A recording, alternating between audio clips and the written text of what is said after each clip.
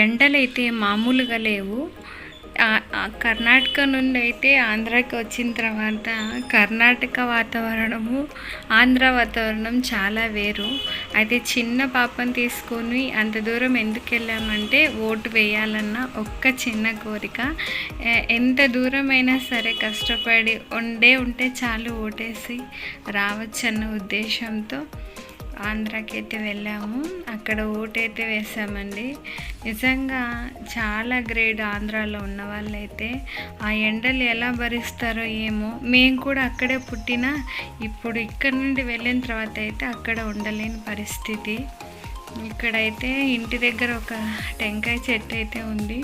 అన్ని టెంకాయలు అయితే కోసాం, కానీ అందులో కొబ్బరి ఎక్కువ ఉంది, కానీ నీళ్ళు తక్కువగా ఉన్నాయి.